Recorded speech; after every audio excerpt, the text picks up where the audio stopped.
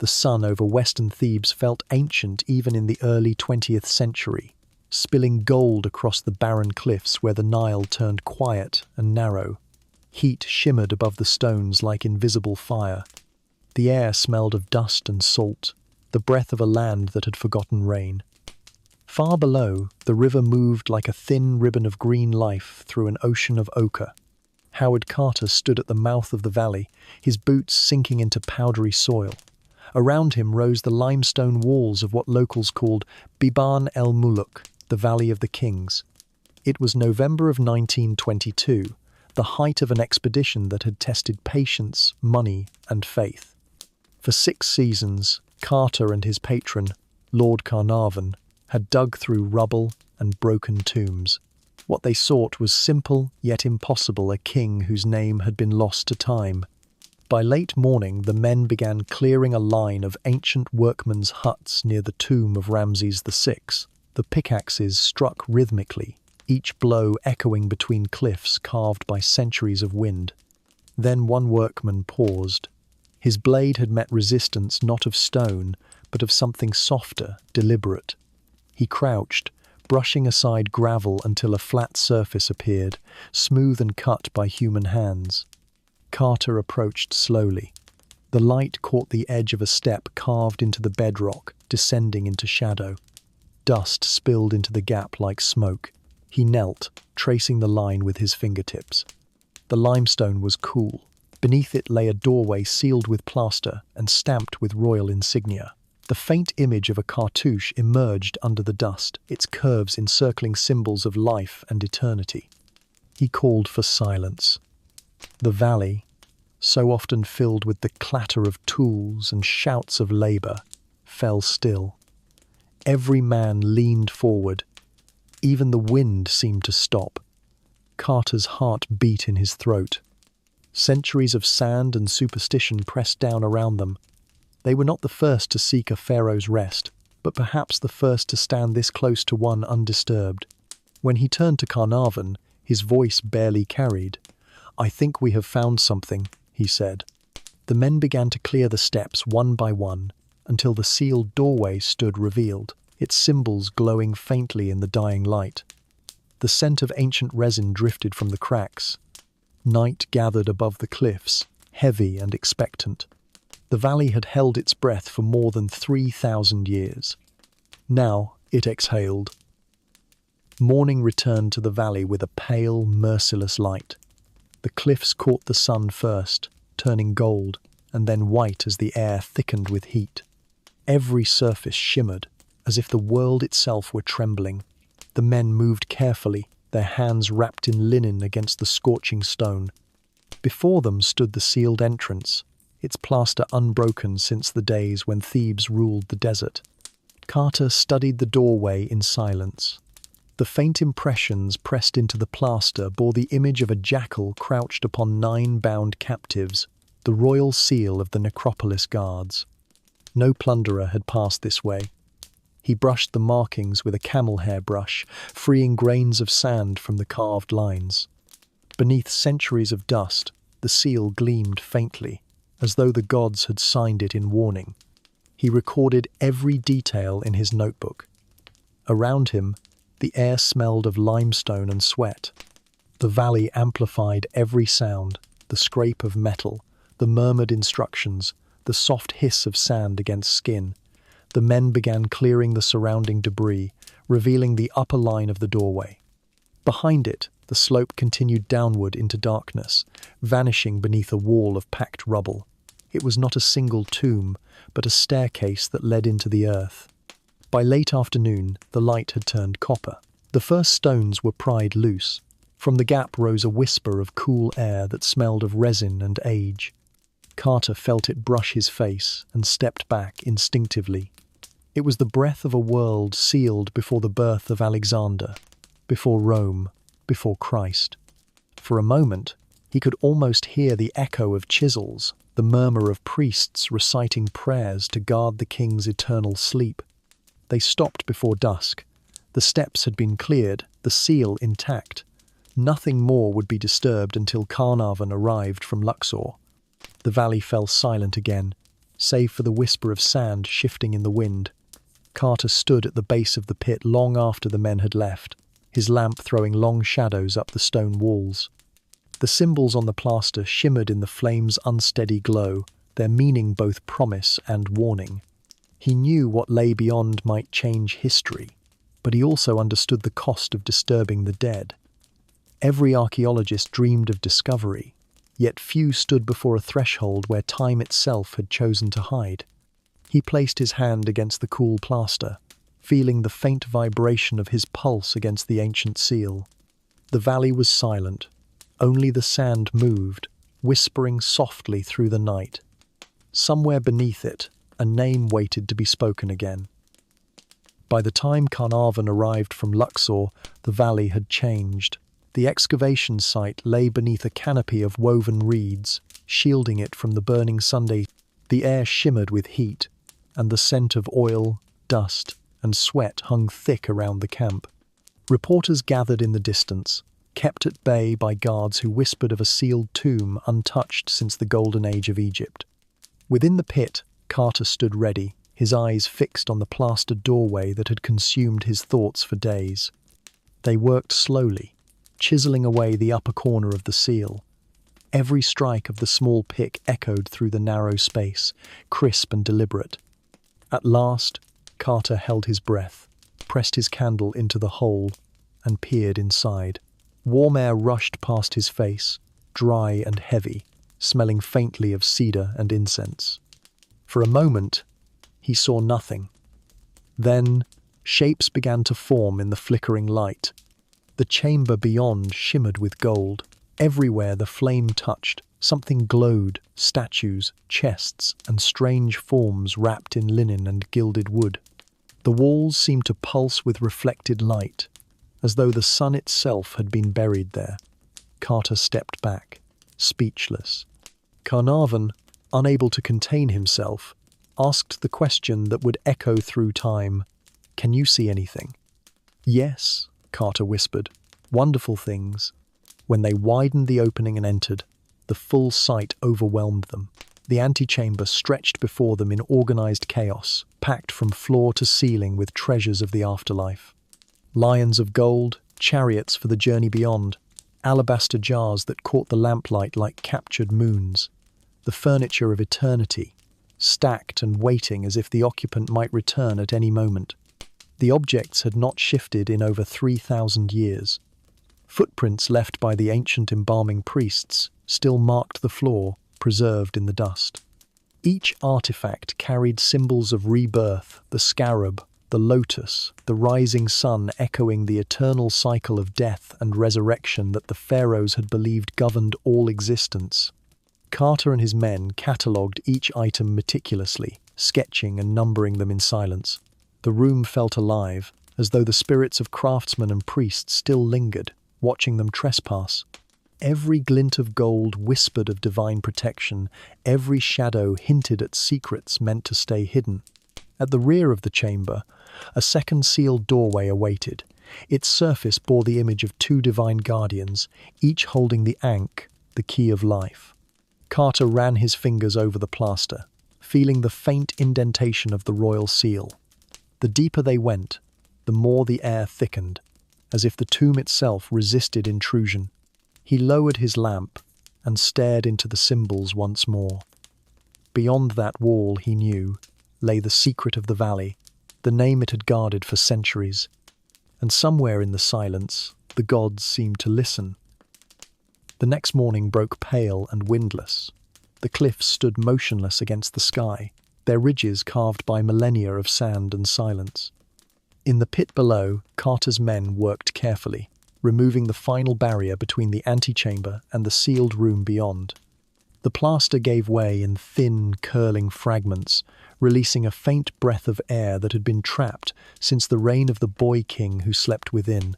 It smelled of resin, salt, and time itself. When the opening widened, their lanterns revealed a corridor lined with painted figures, their colors astonishingly vivid despite the centuries. The gods of the underworld watched from the walls: Osiris, Anubis, Horus, and Thoth, each rendered in hues of deep blue, gold, and red. The paint still gleamed as though it had been laid yesterday. The corridor sloped downward, narrow and uneven, leading into darkness. Every step echoed like a heartbeat. At the end, a second doorway stood intact, decorated with protective spells and hieroglyphs. Above the seal was a single name, written in delicate, looping strokes: Tutankhamun, the living image of Amun, the boy king of the 18th dynasty, whose reign had lasted barely a decade. His name had been erased from monuments by successors who sought to forget him, yet here, beneath the cliffs, it endured. Carter's hands trembled as he brushed the dust from the cartouche. Around him, the walls seemed to close in. For years, he had walked among the ruins of others, tombs long plundered, coffins stripped of their gold, but this one was different. This one had waited. The stillness was absolute. Even the flame of his candle seemed hesitant to move. He broke the seal. A sliver of light pierced the darkness. As his eyes adjusted, he saw the edge of a massive gilded shrine, its surface covered in delicate carvings. Behind it, another shrine glowed faintly, and beyond that, yet another, 4 in all, nested like boxes of eternity, each inscribed with prayers to guide the pharaoh's soul through the afterlife. The air shimmered with reflected gold, the light bouncing from one surface to another until it filled the chamber like sunrise trapped underground. The team stood frozen, their faces pale with awe. No one spoke. The only sound was the faint crackle of burning wicks. Carter realized then that he was standing not in a tomb but in a constellation, a map of the afterlife crafted in wood, gold, and faith. Every surface told a story. Every shadow carried meaning. He closed his notebook and simply looked. For the first time, the Valley of the Kings had given up a name untouched by centuries. The boy who had died a king now lived again, bathed in the light of a candle. Days passed before Carter dared to open the gilded shrines. Each layer took hours to unseal, its joints fused by pitch and time. The work required precision, patience, and reverence. The smell of aged wood and resin filled the chamber, heavy and sweet. The air was so still that every motion seemed to echo. Men whispered as they passed tools from hand to hand, as though afraid to wake something that slept beyond sight. Inside the 4th shrine lay a great sarcophagus carved from quartzite, glowing faintly under lamplight. Its lid was sealed with bands of gold, the faces of protective goddesses spreading their wings across the stone. Carter traced the hieroglyphs with gloved fingers. They spoke of journeys across the sky, of rebirth, of the eternal union between flesh and divinity. The same prayers that priests had recited over the young pharaoh 3,000 years before seemed to vibrate in the air once more. When the lid was lifted, another coffin appeared within, then another still, each more magnificent than the last. The innermost was pure gold, its surface engraved with divine symbols. In the flickering light, the face upon it seemed almost human, serene, and waiting.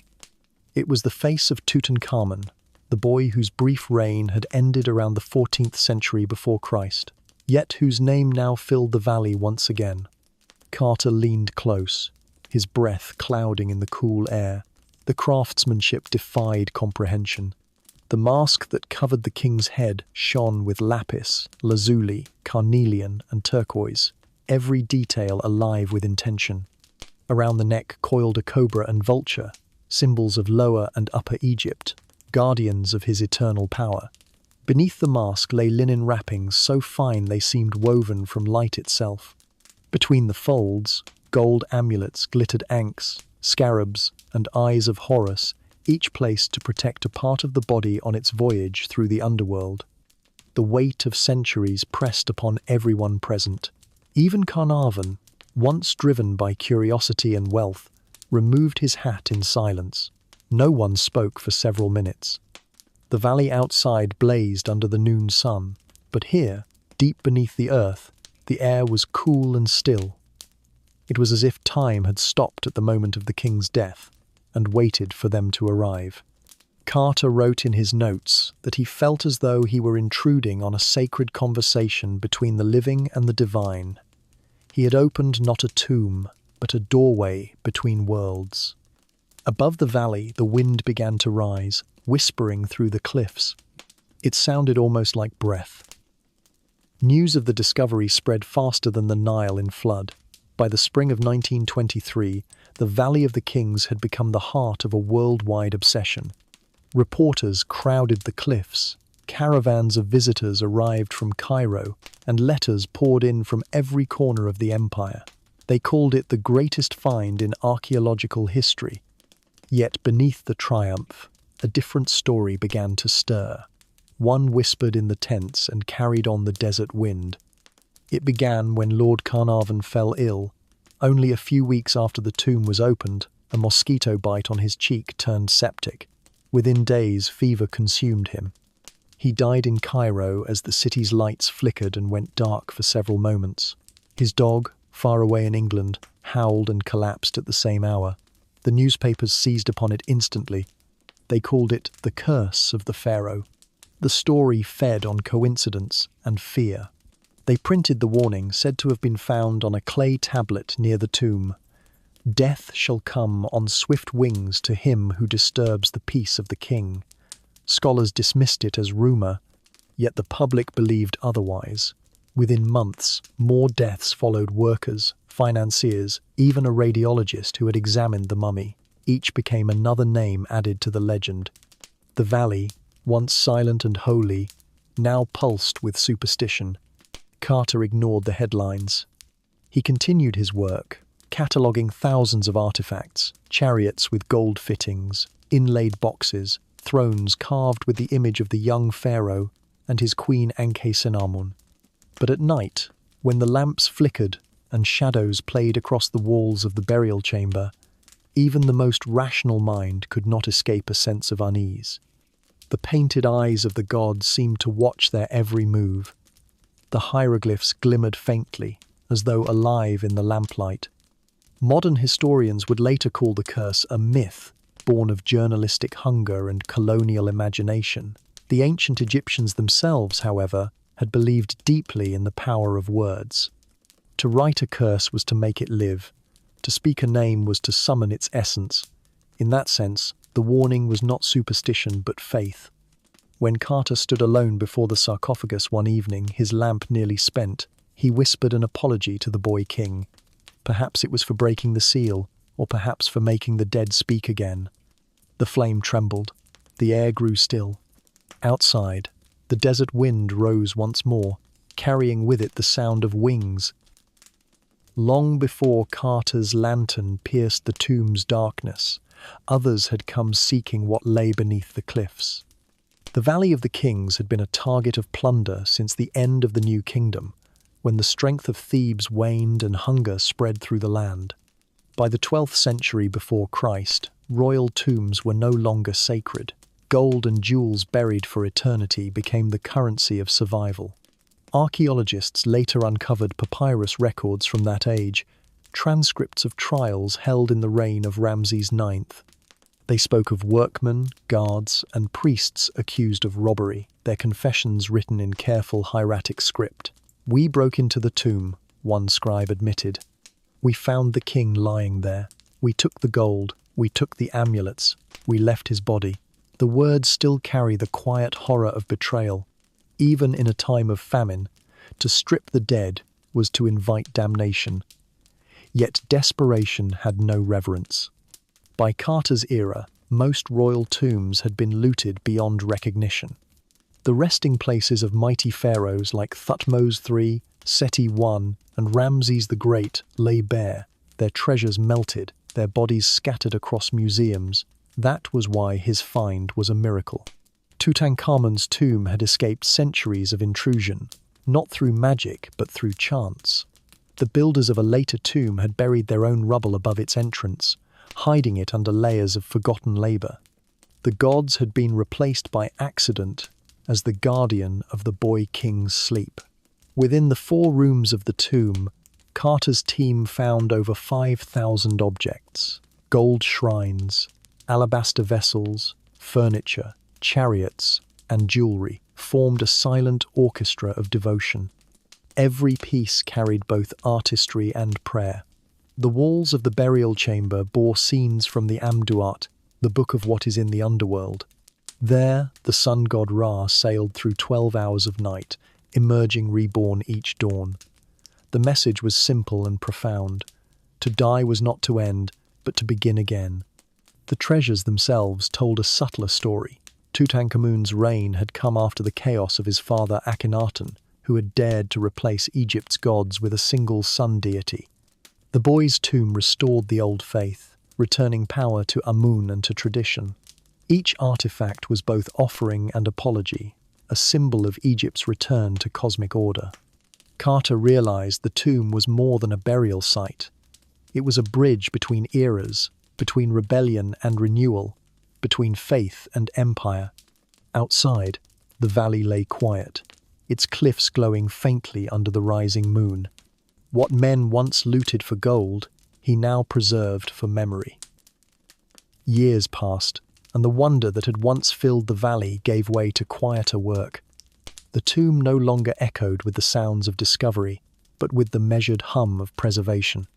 Under the white glare of electric lamps, the golden artifacts were carried from the earth into the care of laboratories and museums. Cairo, once the city of living kings, became the new resting place for the treasures of the dead. In the Egyptian Museum, the artifacts underwent their second burial, this time under glass. Conservators brushed away sand with soft bristles, recorded each piece in ink, and weighed them with the precision of astronomers. Every scarab, every ring, every broken arrowhead was catalogued and measured, its coordinates in eternity mapped for the modern age. The room smelled of resin and linen, the same materials that had once sealed the king's body for its journey through the underworld. As technology advanced, so too did the curiosity that had first brought Carter to the cliffs. Scientists began to see what ancient eyes never could. X-rays revealed fractures in the pharaoh's bones. Later, computed imaging traced the shape of his skull and ribs, showing injuries that suggested a violent end, a broken leg, a crushed chest, perhaps an infection that claimed his life before his 20th year. What had once been reverence became forensic inquiry. The gods had given way to microscopes. In the 21st century, genetic testing drew even closer to truth. Mitochondrial DNA linked Tutankhamun to Akhenaten, confirming long-held theories of his lineage. The body of the boy king, once wrapped in mystery and linen, now told its story through science. Every analysis revealed more about his fragile reign malaria in his blood, a deformity in his foot, traces of perfume and oil still lingering on his wrappings. It was the most complete biography ever written in silence. Yet, even amid the instruments and data, something sacred endured. The scientists worked as priests once had, tending to relics of eternity. The glass cases, glowing under sterile light, resembled altars. Each visitor who approached them lowered their voice instinctively, as though entering a temple. The faces reflected in the display glass were those of pilgrims, drawn not by faith alone, but by the echo of immortality. Outside, the valley remained unchanged. The cliffs still glowed gold at dusk. The wind still carried the scent of dust and heat. The tomb's chambers lay empty, yet their silence held more life than noise. The boy king's journey had never ended. It had merely changed form from stone to sand, from myth to memory, from body to data. In studying his death, the living had ensured his eternity. The Valley of the Kings did not return to silence after Carter sealed the tomb once more. Instead, it entered a new kind of eternity, one shaped by cameras, scholars, and the slow, patient steps of preservation. What had once been a forbidden necropolis became a living museum of stone. Each curve of cliff and shadowed ravine drew explorers, pilgrims, and dreamers who came to stand where gods and kings had once walked. By the middle of the 20th century, the valley had become a symbol of Egypt's national pride. Excavations continued in nearby tombs, revealing new chambers, fragments of hieroglyphic texts, and broken statues of forgotten nobles. Archaeologists, such as Kent Weeks, mapped the labyrinth beneath the earth and rediscovered KV5, the vast tomb of the sons of Ramses II. It contained more than 100 corridors, their ceilings painted with stars, their walls adorned with prayers for safe passage through the afterlife. The ancient city of the dead still breathed beneath the sand. Yet with attention came danger. Thousands of footsteps wore down the painted corridors. Heat and moisture from human breath gathered on the walls, softening the pigment that had survived 3,000 years of burial. The government began closing tombs one by one for restoration, replacing access with replicas built above ground. The goal was paradoxical: to preserve the past by denying it further touch. In this new age, absence became the truest form of reverence. The people of Luxor learned to live beside ghosts. Their homes faced the cliffs that glowed red at dusk. They worked as guides, guards, and conservators, carrying torches of memory passed down from generation to generation. For them, the valley was not an artifact, but a living inheritance. They called it the heart of the West, where the sun died each evening to rise again beyond the horizon. Modern explorers now arrived with drones, scanners, and digital maps instead of chisels. Ground-penetrating radar revealed voids beneath the earth, unexplored chambers, possibly more tombs. Some believed one might belong to Nefertiti herself, the queen whose beauty had survived in stone. Others warned that too much seeking could destroy what time had spared. At night, when the valley emptied and the wind returned, the stars above the cliffs seemed to shimmer in familiar patterns, as though the ceilings of the tombs had risen to meet the heavens. It was easy then to imagine the pharaohs watching from the afterlife, their stories alive in the whispers of dust and light. The Valley of the Kings had been built for death, yet in defying oblivion, it had found a second life. By the dawn of the 21st century, the Valley of the Kings had outlived even its legends. The world that once trembled before its mysteries now studied it in quiet reverence. Tourists walked the same paths as the ancient priests who had carried their kings to rest. Children pointed flashlights at faded hieroglyphs that once glowed by torchlight. Every footstep echoed against the cliffs that had swallowed 3,000 years of history and still refused to yield all their secrets. In Luxor, the old dig houses of Carter and Carnarvon stood preserved, their rooms filled with black and white photographs and fragile notebooks inked with discovery. The handwriting on the pages trembled slightly, as though time itself had brushed across them. On the walls hung Carter's sketches of the tomb, careful, almost devotional, each line a prayer to memory. His tools, now relics, rested behind glass, the same way the pharaoh's treasures once had. Visitors passed through in silence. Some came to honor archaeology, others to feel the ghost of wonder that had filled that November morning when the tomb first breathed again. In every face lingered the same expression Carter had worn beneath the cliffs, awe mingled with disbelief, the quiet understanding that history is not buried, only waiting. Outside the museum, the Nile flowed on, indifferent and eternal. Feluccas drifted past the green banks where papyrus still grew, and across the river, the cliffs of the western desert burned gold in the afternoon light. The wind smelled of sand and date palms. It carried the same whisper that had drawn kings to these hills, the promise of renewal, of crossing from life to something greater. Scientists continued their work, scanning every inch of the valley with light invisible to the human eye. Each discovery added another verse to the endless hymn of Egypt's persistence: tiny tomb fragments, fragments of paint, tools abandoned by ancient masons. Nothing was insignificant. Even dust was sacred here. In the end, the Valley of the Kings had become what its builders had always intended: a mirror of eternity. What they had written in stone had outlasted empire, famine, and war. The kings who had built their houses in death had unknowingly given the living a lesson in endurance. Every carved symbol, every sealed chamber, was a heartbeat of civilization that refused to die. When the sun sank behind the western cliffs and the last light faded from the tomb walls, the valley seemed to glow from within.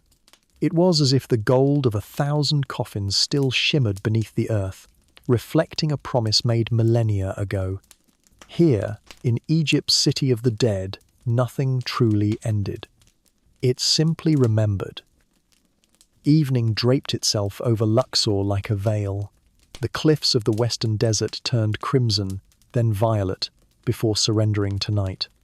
The Valley of the Kings fell silent once more, the same kind of silence that had lingered long before Carter's candle first pierced the darkness. The air cooled, carrying with it the faint scent of sand and acacia.